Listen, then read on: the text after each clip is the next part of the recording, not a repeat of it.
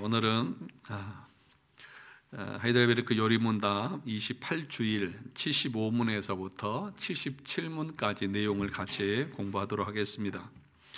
우리가 지난주에 성찬식을 했죠. 우리가 계속해서 이제 성찬식을 하게 될 텐데, 이 성찬의 의미가 무엇인지를 우리가 잘 알고 참여할 때에 그것이 나에게 은혜가 됩니다. 모르고 참여하면 아무런 의미 없습니다. 그리고 알지 못하고 참여하는 것 자체가 예수님의 살과 피를 범하는 죄와 같다고 분명하게 말씀하고 있습니다. 그러므로 이 성찬의 의미를 우리가 공부하는 것은 복음의 핵심을 우리가 공부하는 것이고 무엇보다도 중요한 가르침의 내용입니다. 이 중요한 것을 안 배우고 집에 가서 계시는 분들은 참 안타까워요. 제가 아주 막 그냥 마음에 그냥 불일 듯 일어날 것처럼 막 마음이 아파요.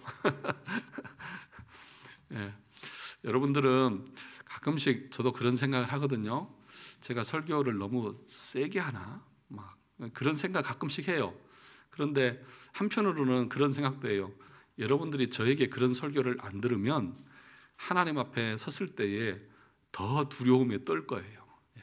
여기서 이런 설교를 듣고 우리의 삶을 돌이키고 은혜 안에서 참된 믿음의 길을 가는 것이 마지막 그 하나님의 심판대 앞에 그 두려움에 떨지 않을 우리의 신앙을 준비하는 것입니다.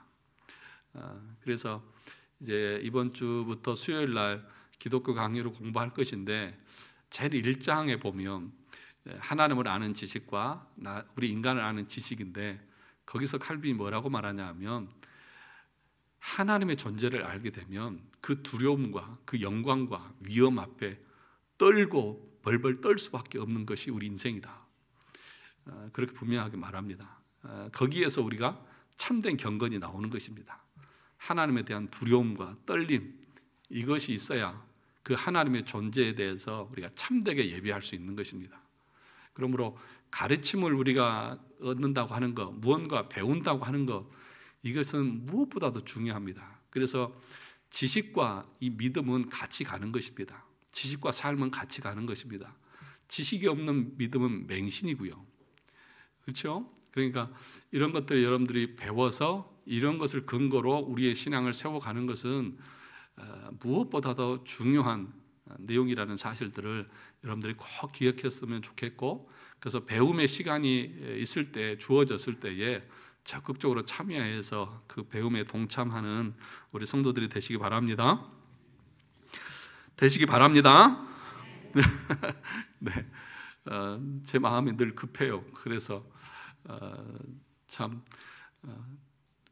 제 마음이 어떠냐 하면, 요즘에 제 마음이 어떠냐 하면은요, 늘 반복하지만 알아야 되고 가르쳐야 돼요 하는 내용들이 너무나 많은데 우리의 시간 너무 짧은 것 같아가지고 마음이 급해요. 네, 그런 마음들을 여러분 아실란가 모르겠어요.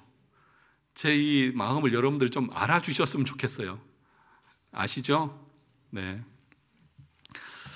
우리 같이 75문부터 77문까지 같이 한번 읽어보겠습니다. 시작.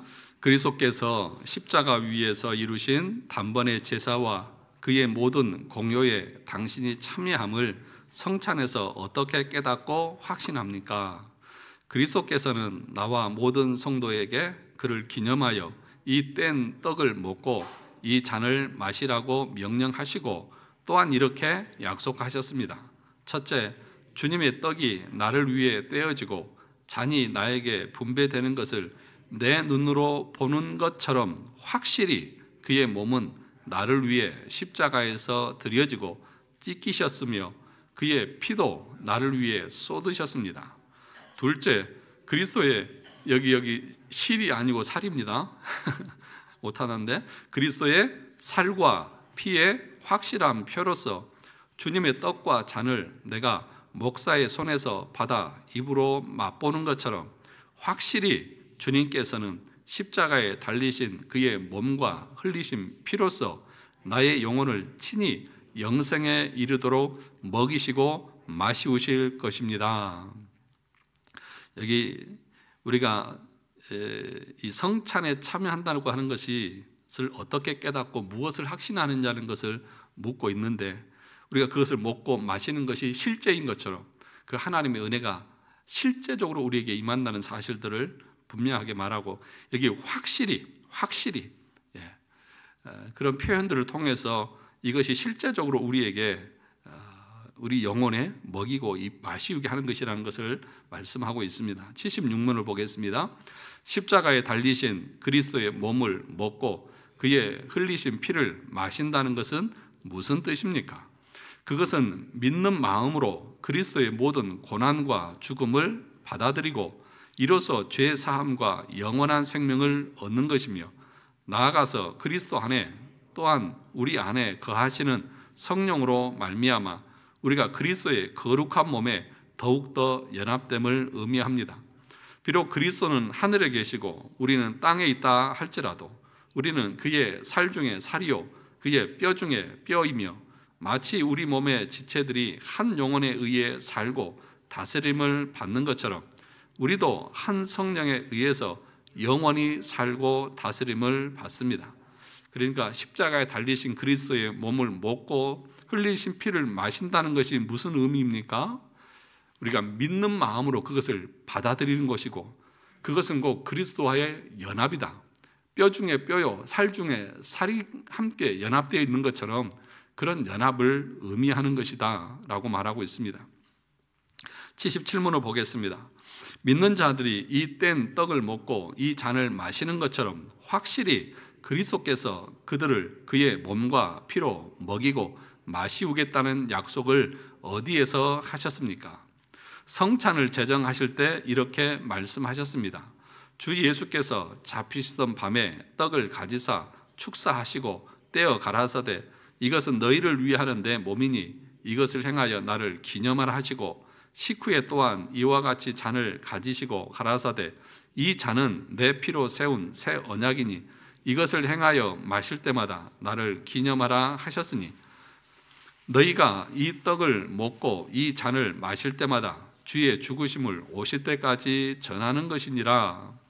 바울 사도는 거듭 이 약속의 말씀을 하셨습니다.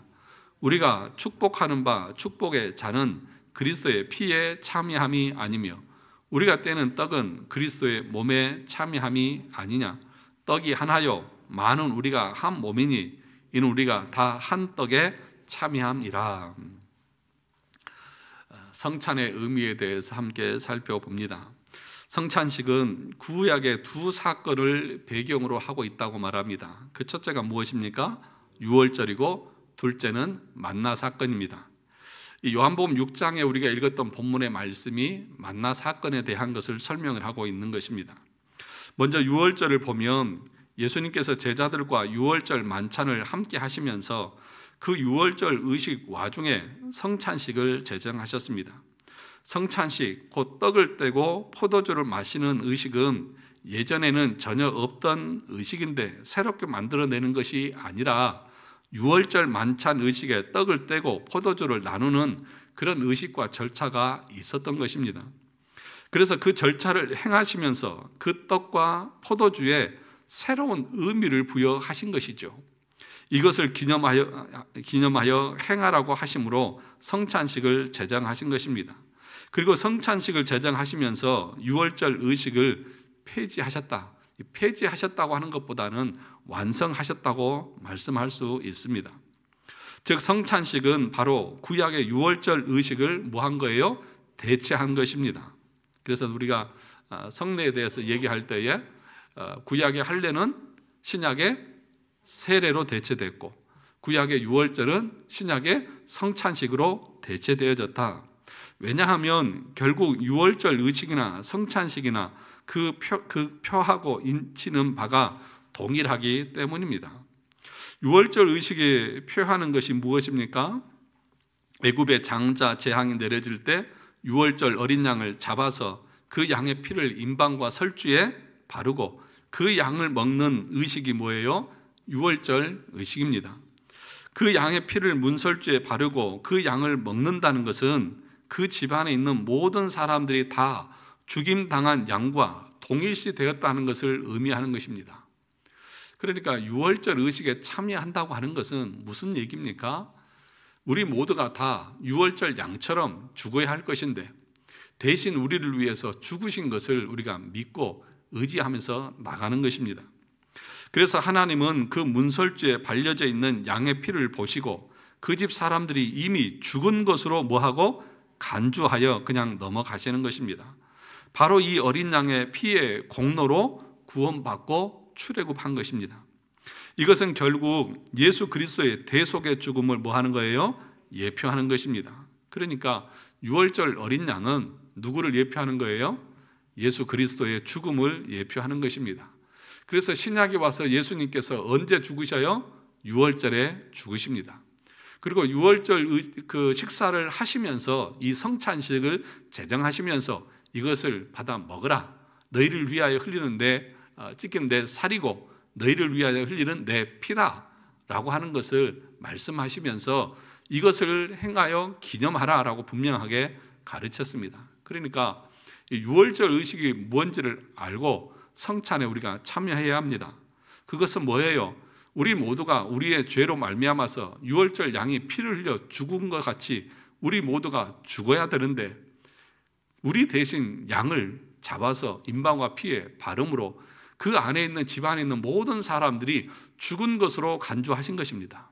다시 말하면 예수 그리스도를 믿을 때에 그 예수 그리스도께서 우리를 위해 십자가에서 죽으시고 부활하실 때에 하나님은 그 안에서 우리 모두가 다 죽었고 그 안에서 우리 모두가 다 부활했다고 인정을 하시는 것입니다.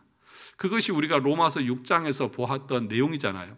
세례와 함께 연합되고 그의 살으심과 함께 연합해졌다라고 하는 것이 그것을 말하는 것이고 그 성찬의 의미가 거기에 포함되어 있다는 것입니다. 자, 3페이지 보겠습니다. 왜냐하면 결국 성찬식도 예수님의 십자가 죽음을 표하고 인치는 의식이기 때문입니다. 다만 유월절과 성찬식의 차이가 있다면 유월절은 뭐에 대한 거예요? 미래의 구속 사건을 바라보면서 행한 의식인 반면, 그러니까 구약 성도들이 유월절 의식을 행했을 때에 그들의 관점은 앞으로 예수 그리스도 유월절에 참된 양이신 예수님께서 오셔서 우리의 구속을 위해서 죽으실 것을 내다보는 것입니다.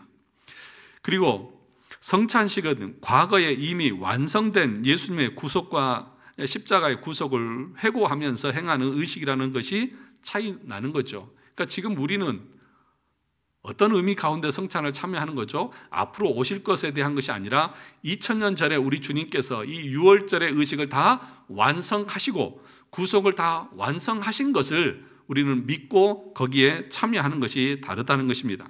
그러나 내용은 본질상 어떤 거예요? 동일한 것입니다.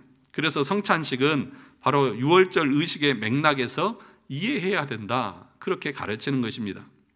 두 번째로 성찬식은 만나 사건을 배경으로 하고 있습니다.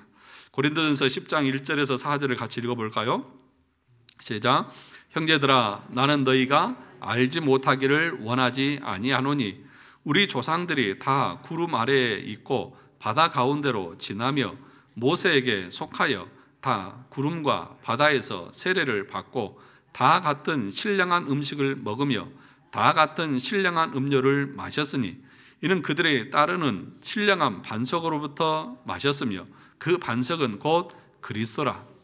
그러니까 바울 사도는 구약의 이스라엘 백성들이 출애굽하고 홍해를 갈라서 건너오는 것을 뭐에 비유하고 있습니까? 세례를 받은 것으로 비유를 하고 있습니다. 그리고 세례받은 신자들이 광야에서 만나를 먹죠. 그리고 반석에서 물을 마시죠. 그것을 가리켜서 성찬에 참여한 것이라고 말합니다. 그러면 그 만나는 누구를 상징하는 거예요? 예수 그리스도를 상징하는 것이고, 반석에서 흐르는 물은 무엇을 누구를 상징해요? 예수 그리스도를 상징하는 것입니다.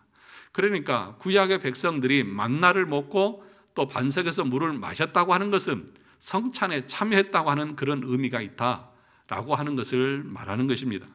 그것을 오늘 요한복음 6장 53절에서 58절에서 이렇게 말합니다. 만나 사건과 성찬식의 연관성은 오병이의 사건 후에 나오는 예수님의 긴 설교에서도 강화에서도 잘 나타납니다. 다시 읽어보겠습니다. 예수께서 이르시되 내가 진실로 진실로 너희에게 이르노니 인자의 살을 먹지 아니하고 인자의 피를 마시지 아니하면 너희 속에 무엇이 없어요? 생명이 없느니라. 내 살을 먹고 내 피를 마시는 자는 영생을 가졌고 마지막 날에 내가 그를 다시 살리리니 내 살은 참된 양식이요 내 피는 참된 음료로다. 내 살을 먹고 내 피를 마시는 자는 내 안에 거하고 나도 그의 안에 거하나니 살아계신 아버지께서 나를 보내심에 내가 아버지로 말미암아 사는 것 같이 나를 먹는 그 사람도 나로 말미암아 살리라.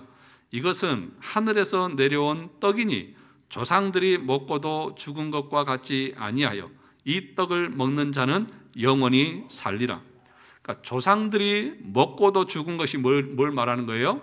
구약에 이스라엘 백성들이 광야에서 먹었던 거 만나를 말하는 거죠. 그런데 구약의 백성들은 그 만나를 먹으면도 영원히 사는 것이 아니라 죽었다. 그런데 이 떡은 누구를 가리켜요? 예수 그리스도. 나를 먹는 자는 영원히 살리라. 그러면 내 살을 먹고 내 피를 마신다고 하는 것은 오늘날도 똑같이 그런 걸 먹는다는 것을 말하는 것이 아니라 앞에서 우리가 뭐라고 말했습니까? 그 피를 먹고 그 떡을 마신다는 것은 예수 그리스도를 믿는 것을 그렇게 표현하는 거예요. 그러니까 여기서 지금 예수님께서 내 살을 먹고 내 피를 마시는 자는 마지막 날에 영원히 살리라, 이 말은 나를 믿는 자는 죽어도 살겠고 무릇 살아서 나를 믿는 자는 영원히 죽지 않을 것이라고 하는 것을 말하는 것이고, 그래서 이 성찬에 참여한다고 하는 것이 그만큼 중요한 내용이라는 것을 우리에게 가르쳐주고 있는 것입니다. 그 밑에 보시죠. 예수님은 자기의 살과 피가 사람들의 생명의 양식이 됨을 말씀하시면서 구약 백성들이 만나를 먹은 사건을 언급합니다. 예수님은 하늘에서 내려온 양식이라는 점에서 만나의 성취가 되십니다. 그런데 만나는 그리스도를 뭐하는? 예표하는 그림자에 불과했기 때문에 구약의 백성들은 그것을 먹었어도 결국 광야에서 죽었던 반면 예수님의 살과 피를 먹고 마시는 자는 영원히 죽지 않고 영생하는 것입니다. 이것이 바로 성찬식의 의미입니다. 그러므로 성찬식은 만나 사건을 배경으로 하고 있다는 것이 분명하다는 것입니다. 그러면 만나 사건이 무엇입니까? 하나님이 이스라엘 광야에 거하게 하실 때에 하나님이 친히 하늘에서 식량을 내려주셔서 먹이신 사건입니다. 4페이지 보시면 그렇게 만나를 내려주시면서 뭐라고 말씀하셨습니까?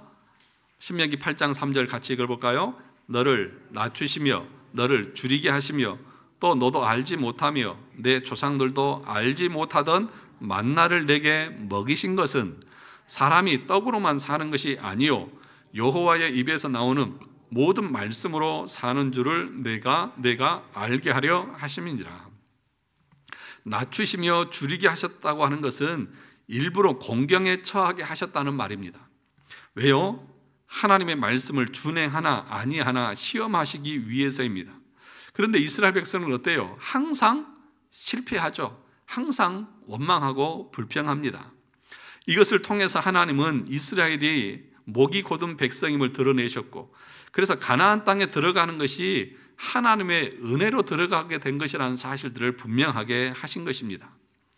그러니까 이스라엘 백성들이 가나안 땅에 들어가게 된 것이 그들이 하나님의 율법에 잘 순종하고 잘 따라서 그들의 공로로 하나님께서 가나안 땅을 그들에게 상으로 보상으로 주신 것입니까? 아니에요. 그들이 가나안 땅에 들어갈 자격이 없어요.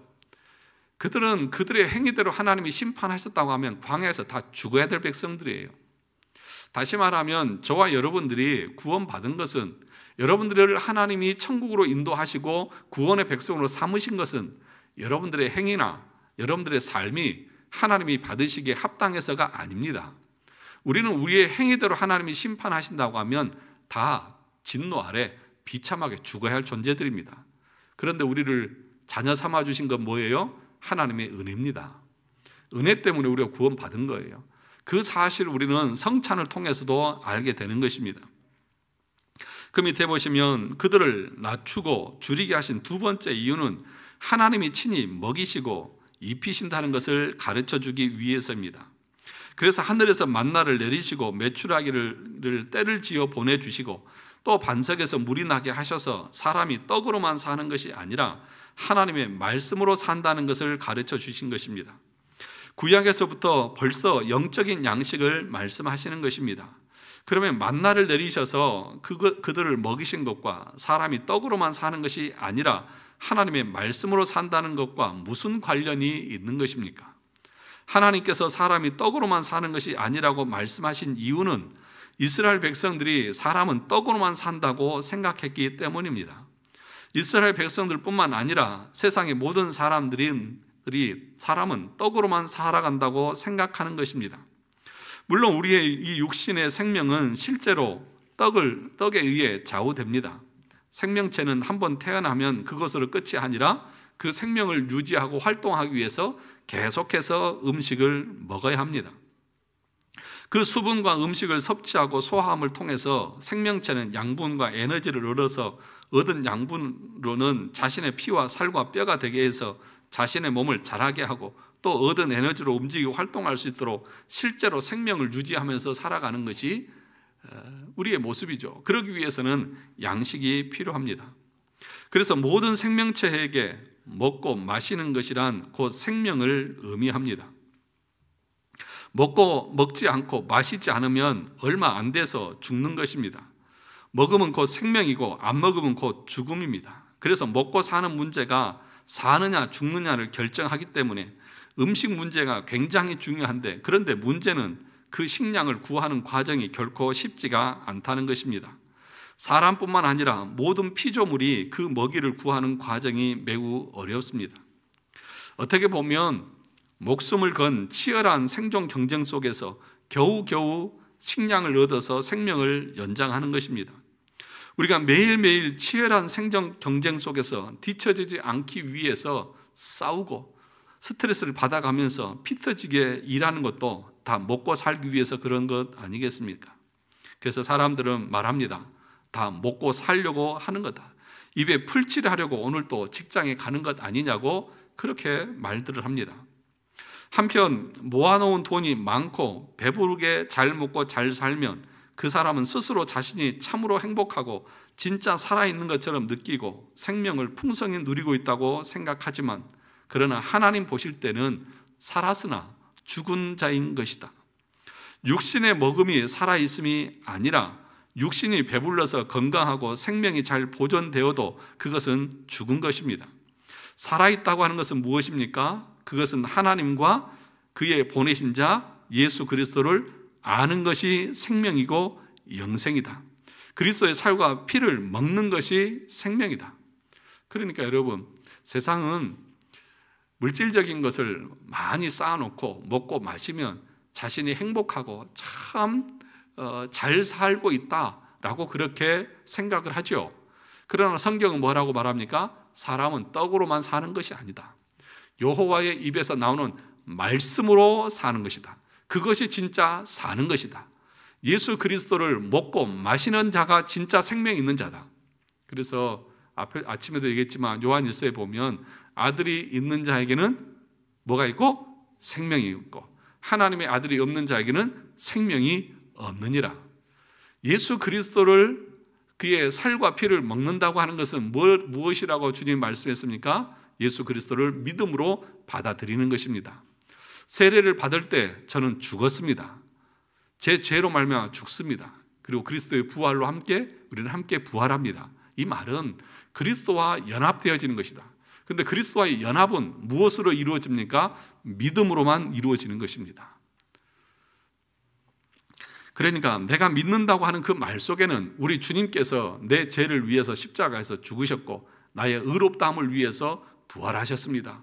그것을 우리가 참으로 믿고 받아들이는 것이고, 그리고 그 사실을 우리는 성찬에 떡을 떼고 그 잔을 마시면서 우리의 눈으로, 우리의 입으로, 우리의 손으로 내가 먹고 마심으로 실제적으로 확실하게 내가 체험하고 경험하는 것입니다. 그래서 그 사실을 알고 성찬에 참여하면서 그 의미를 되새길 때에 그것이 영적으로 우리 안에서 영의 양식이 되어져서 우리의 믿음이 더 견고해지고 확실해지고 그리스도와 연합을 통해서 우리 안에 참된 기쁨과 생명을 누리고 유지하게 되는 것입니다. 그래서 그 밑에 보시면 그래서 그 살과 피를 먹고 그분의 것이 되어서 이 땅에서 그분과 교제 나누며 사는 것이 뭐라고요? 살아있음입니다. 그분과 어떻게 교제 나눕니까? 그리스도의 계명을 뭐 하는 거예요? 지키는 것이 그분과 교제 나누는 것입니다. 다시 말하면 주님이 말씀하셨죠.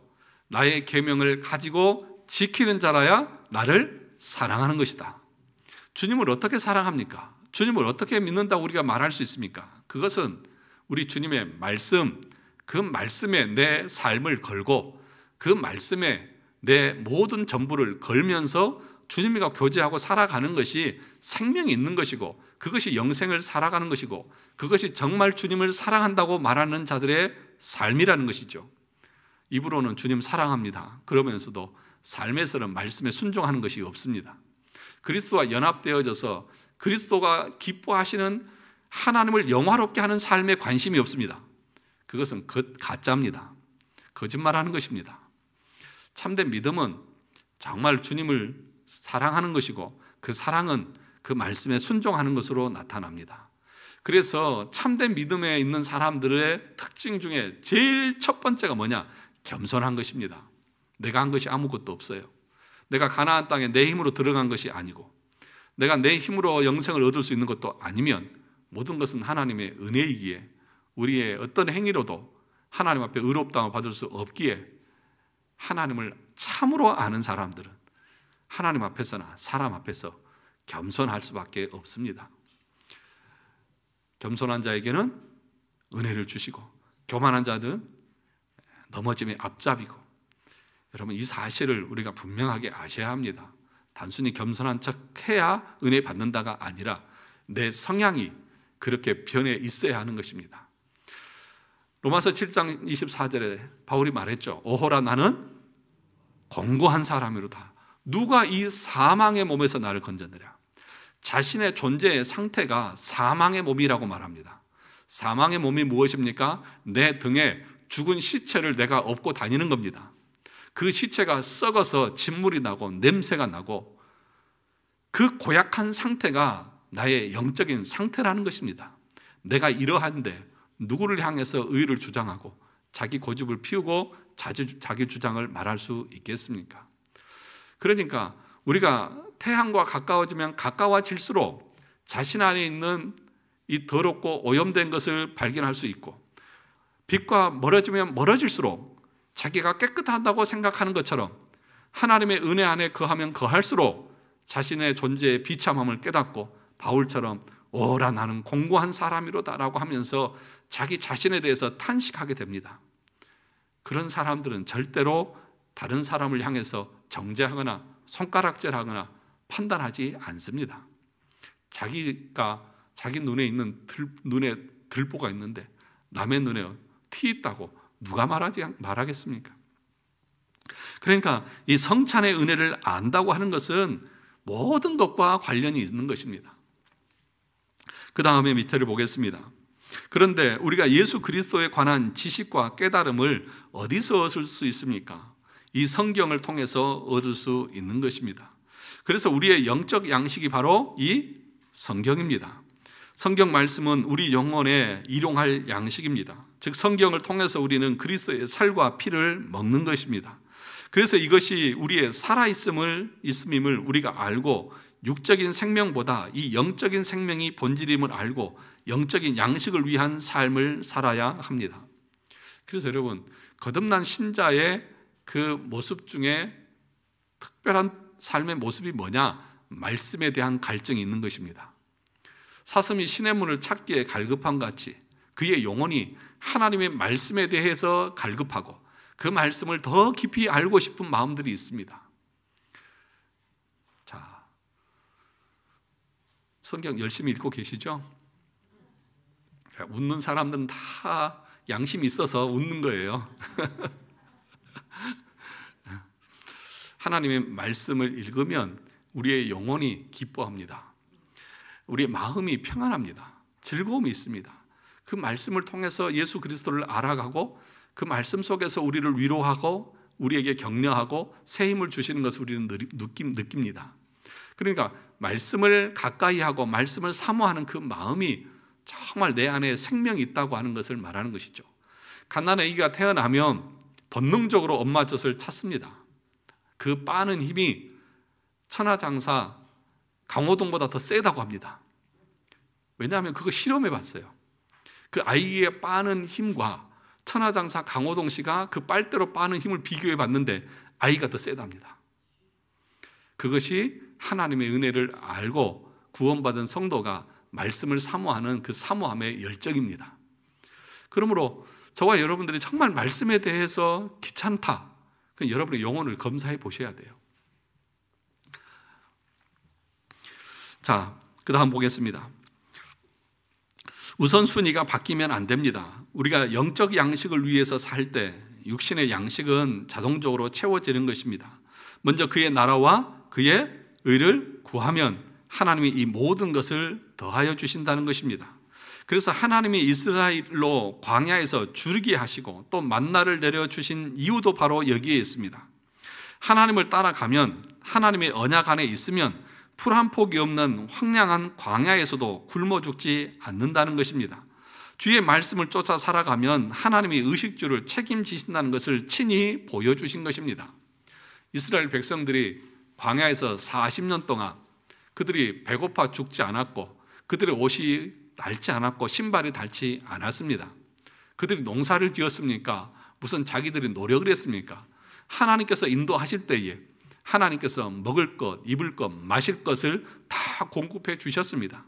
왜 광야 동안에 그렇게 하나님이 하셨습니까? 하나님의 말씀에 의지해서 말씀대로 살아갈 때에 우리는 망할 것 같지만, 우리는 죽을 것 같지만 죽지 않고 하나님이 필요를 공급해 주신다는 것을 우리에게 믿고 확신하라고 우리에게 보여주신 것이라는 것입니다. 그런데 우리는 믿지 못합니다.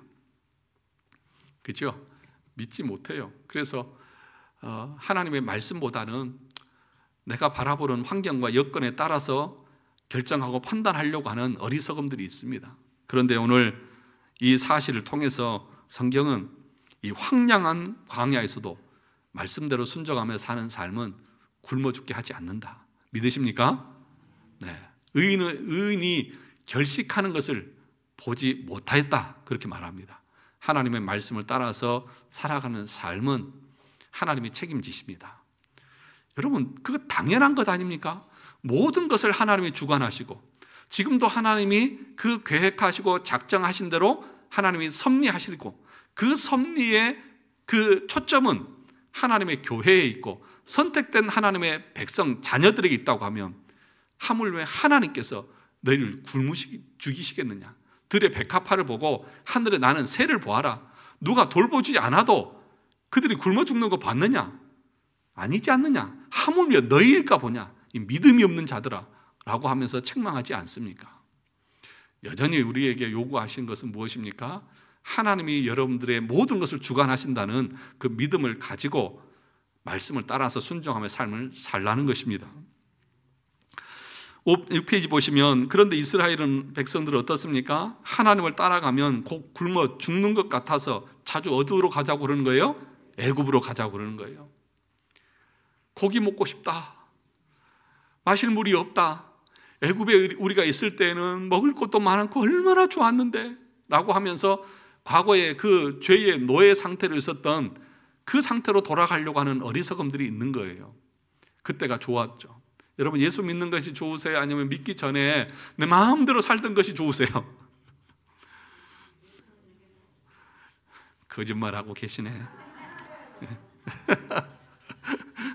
진짜죠? 네. 여러분들은 진짜라고 제가 믿습니다. 네. 진짜니까 이 자리에 있으시죠. 그런데 여러분, 그것이 진짜 내 마음의 기쁨. 네. 이걸 그냥 내가 안 하면 안 되니까가 아니라, 내가 목사니까 여기 있는 것이 아니라, 내가 장로니까 어쩔 수 없이 있는 것이 아니라, 나는 진짜 세상 그 어디보다도 여기 있는 게 좋아. 말씀드리고 하나님을 예배하는 것이 좋아. 내 하나님의 문지기로 있는 것이 좋아.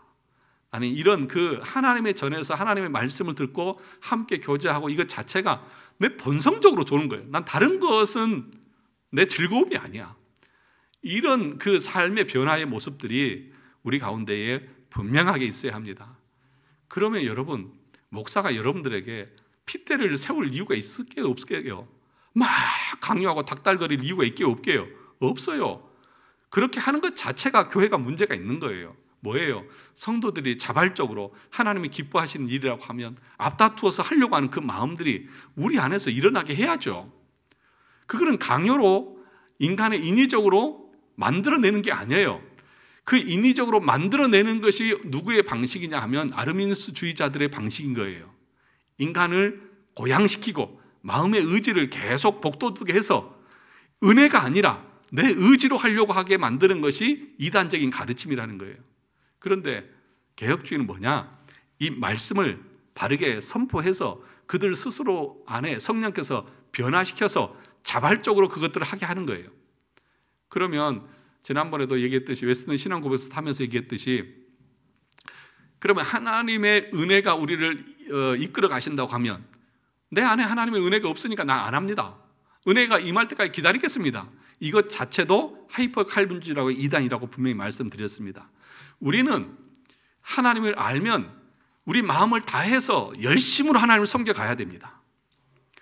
설령 내 마음에 맞지 않아도 내 마음에 그런 이 동기부여가 되지 않았어도 이것이 하나님의 명령이라고 하면 그것에 순종하려고 하는 그 적극성들이 우리 가운데 있어야 하는 것입니다.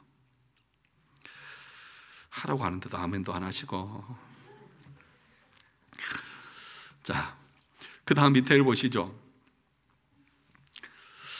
이스라엘 백성들은 애굽의 양식이 자신들을 먹여 살린다고 생각한 것입니다. 사람이 떡으로만 산다고 생각하는 것입니다.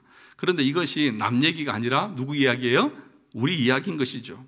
우리도 돈에 자기 생명이 달려있다고 생각하고 그것에 집착하면서 영적인 양식을 놓쳐버리며 살고 있지 않습니까? 예수님 따라가다가는 망할 것 같아서 세상에 애굽 양식을 쫓아서 살아가고 있지는 않습니까? 그래서 예수님이 이렇게 말씀하신 것입니다. 6장 27절 같이 볼까요? 썩을 양식을 위하여 일하지 말고 영생하도록 있는 양식을 위하여 하라. 이 양식은 인자가 너희에게 주리니 인자는 아버지 하나님께서 인치신 자니라. 여러분, 직장 다니지 말라, 세상 거 필요 없다, 이 얘기가 아니에요. 우선순위가 바뀌면 안 된다는 것입니다. 이 말씀은 예수님께서 오병이어 기적을 일으킨 후에 사람들이 예수님만 믿으면 먹는 문제 해결되겠다 해서 억지로 예수님을 임금 삼으려고 찾아왔을 때에 예수님께서 하신 말씀인 것입니다. 예수님을 이용해서 세상에서 잘 먹고 잘 살아 보겠다고 말하는 것입니다. 썩을 양식을 위해서 일하지 말라. 정말 우리의 삶의 목적이, 예수를 믿는 이유가, 직장을 다니는 이유가, 내가 열심히 사는 이유가 무엇입니까? 그것은 내가 이 땅에서 잘 먹고 잘 살기 위해서입니까? 아니요, 주님을 위해서 살기 위해서입니다. 내가 직장을 다녀서 돈을 버는 이유도 그것을 통해서 주의 나라를 위해서 살기 위해서 그런 것입니다. 돈을 버는 것 자체가 목적이 아닙니다. 직장 다니는 것 자체가 목적이 아닙니다. 그걸 통해서 하나님이 요구하시는 것들을 행하기 위해서 가는 것입니다. 그런데 오늘날 교회 가운데 이렇게 예수 믿는 사람들이 얼마나 많습니까? 그것이 다 썩는 양식을 위해서 일하는 것입니다. 우리는 육신의 썩은 양식을 위해서 살면 안 됩니다. 직장 때려치우라는 말이 아닙니다. 우리의 생존이 돈에 달려있다고 생각하고 돈 없으면 죽는 줄로 알고 돈을 사랑하고 돈에 집착하고 돈 없으면 염려하고 불안해서 그래서 기도해도 돈을 달라고 기도하고 그렇게 하지 말라는 것입니다. 너희가 있어야 될 것을 우리 하나님은 아세요, 모르세요? 다 아십니다. 그러므로 우리가 기도를 할 때도 무조건 하나님, 내 자녀 잘되게 해주세요. 뭐 잘되게 해주세요. 전부 다 그런 것만 얘기하는 것은 정말 하나님께서 내 삶의 것들을 채우시고 필요한 것들을 공급하신다는 것을 우리가 믿지 못하기 때문에 그런 거죠. 그럼 우리의 기도의 내용이 무엇입니까? 주님, 나에게 구원해 주신 그 은혜에 감사합니다. 나를 그 하나님의 진노와 내 인생의 비참함에서 건져 주셨는데 내가 무엇을 드려서 그 주님의 은혜에 보답할 수 있겠습니까?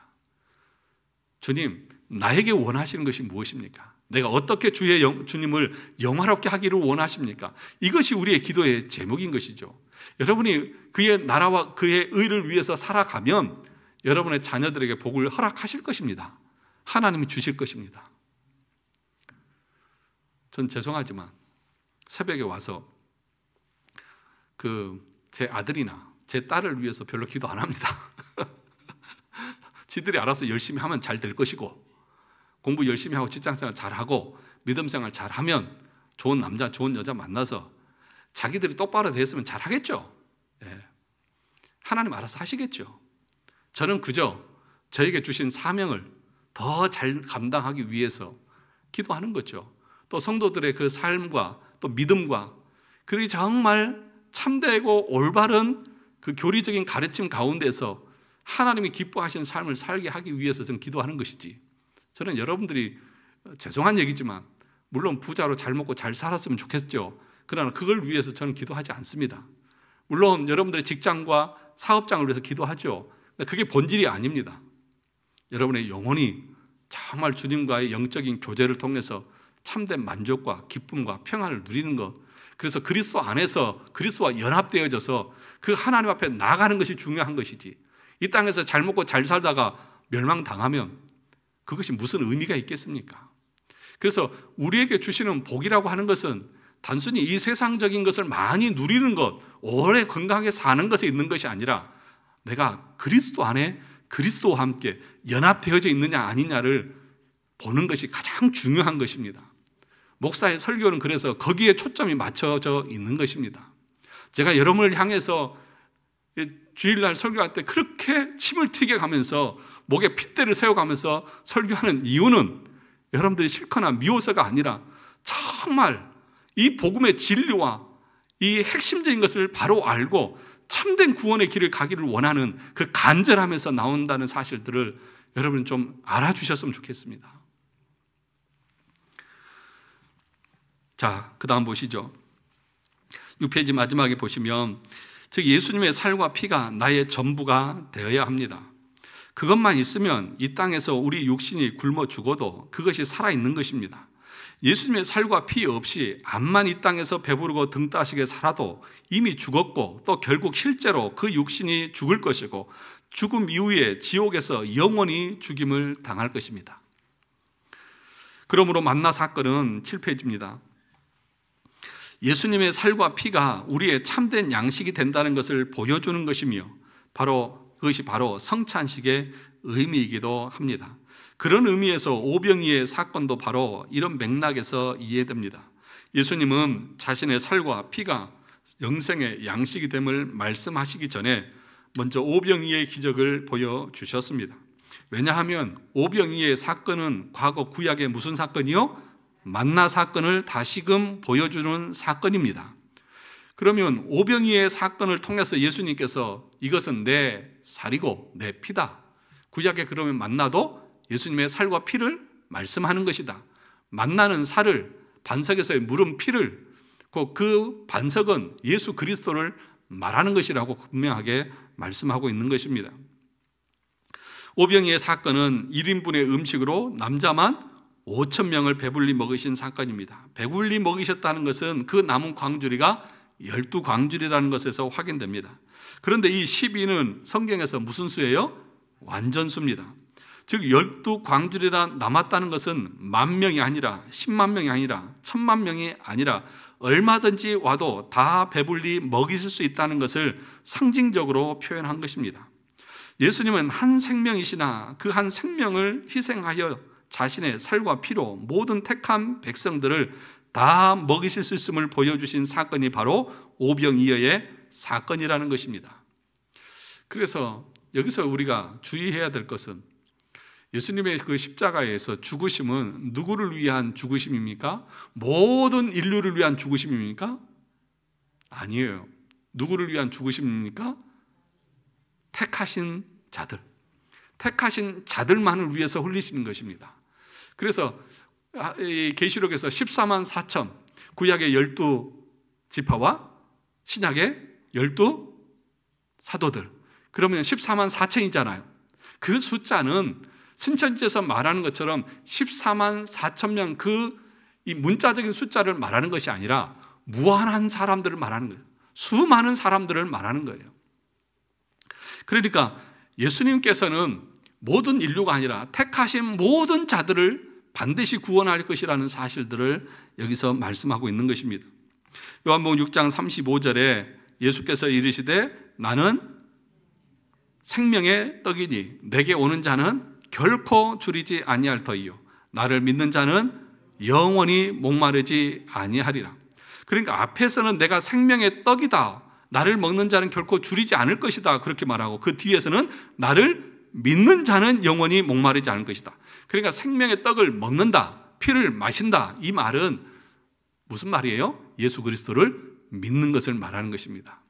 그 믿음을 통해서 우리에게 생명이 있음을 성찬식을 통해서 우리에게 확신시켜주고 확인시켜 주는 것입니다. 그래서 우리는 그걸 참여할 때에 성령께서 우리 안에서 내가 참으로 구원받은 하나님의 백성인 것을 확신을 갖게 하시는 그런 은혜를 누려서 우리의 믿음과 신앙이 더욱더 성장하고 성숙해 가게 되는 것입니다. 요한복음 6장 54절 55절 같이 읽어볼까요? 내 살을 먹고 내 피를 마시는 자는 영생을 가졌고 마지막 날에 내가 그를 다시 살리리니 내 살은 참된 양식이요 내 피는 참된 음료로다. 예수님은 얼마든지 자기에게 나아오는 자들을 다 배불리 먹이셔서 구원하실 수 있는 것입니다. 예수님은 자기 자신을 십자가에서 온전히 희생하여 우리에게 생명의 양식으로 주셨습니다. 참으로 예수님의 살과 피는 우리에게 영생을 주는 참된 양식이며 참된 음료입니다. 이스라엘의 그 황량한 광야에서 하나님이 내려주신 만나를 먹음으로 살았던 것처럼 이 광야 같은 세상을 살아가는 우리가 이 땅에서 끝까지 믿음을 지키고 영적 생명을 유지할 수 있도록 주신 유일한 양식이 바로 예수 그리스도의 살인 것입니다. 그리고 이러한 사실을 우리로 더욱 확신케 하기 위해서 의식으로 정해 행하도록 하신 것이 뭐라고요? 성찬식입니다. 결론적으로 성찬식은 유월절 의식과 만나 사건을 배경으로 하고 있는 의식인데 결국 예수님의 십자가 죽으심을 우리에게 표하고 인치는 의식이고 십자가에서 찢기시고 흘리신 예수님의 살과 피가 우리의 영적 양식이 된다는 것을 인치고 표하는 의식인 것입니다. 사랑하는 성도 여러분, 이런 내용들을 우리가 알고 성찬식을 임하고 떡을 받고 잔을 받을 때에 우리의 믿음이 더 성장하고 성숙해지고 확신 갖고 그 성찬을 통해서 은혜를 베푸시는 그 은혜를 우리가 누릴 수 있는 것입니다. 나머지 75문부터 이제 나머지 설명인데 76문 또 77문 이 내용들이 설명되어지고 있습니다.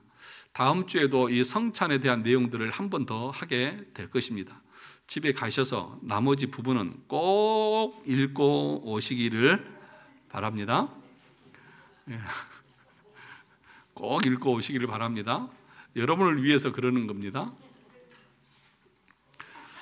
기도하겠습니다.